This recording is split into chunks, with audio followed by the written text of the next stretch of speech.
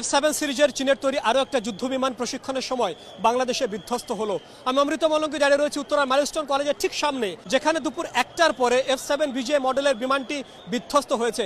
2001 সাল থেকে 2025 সাল পর্যন্ত চীনের তৈরি এই সিরিজের বিমান অন্তত 5 বার বাংলাদেশে বিধ্বস্ত হয়েছে। আগের মডেলগুলোর ক্ষেত্রে কি হয়েছিল সেটি আমি আপনাদেরকে জানাবো, এবং এই উত্তরার মাইলস্টোন কলেজের ক্ষেত্রে কি হয়েছে সেটি আপনাদেরকে জানাবো। সঙ্গে রয়েছি অমৃত মলঙ্গি। F7 সিরিজের প্রথম বিমান বিধ্বস্ত হয় 2001 সালের 7 জানুয়ারি।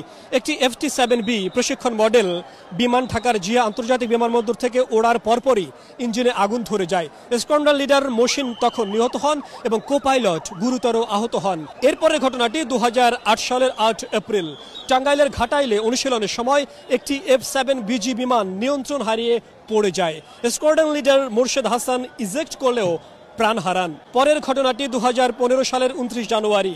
একটি F7 MB বিমান চট্টগ্রামের পতেঙ্গার উপকূলে উড্ডয়নের পর নিখোঁজ হয়ে যায়। ফ্লাইট লেফটেন্যান্ট তাহমিদ নিখোঁজ হন, পরে তার মরদেহ খুঁজে পাওয়া যায়নি। এরপর 2018 সালের 23 নভেম্বর মধুপুর এলাকায় একটি F7 BG বিমান উড্ডয়নের পরপরই উইং কমান্ডার আরিফ আহমেদ দীপু নিহত হন। তারপর এই 21 জুলাই 2025 ঢাকার উত্তরার এলাকায় মাইলস্টোন কলেজে F7 BGI, এটি সবচেয়ে আধুনিক মডেল প্রশিক্ষণ একটি বিমান। পাইলট ইজেক্ট করলেও প্রাণ বাঁচাতে পারেননি। ক্লাসে এবং মাঠে থাকা বেশ কয়েকজন শিক্ষার্থী মারা গেছেন বলে এখন পর্যন্ত আমাদের কাছে খবর আছে।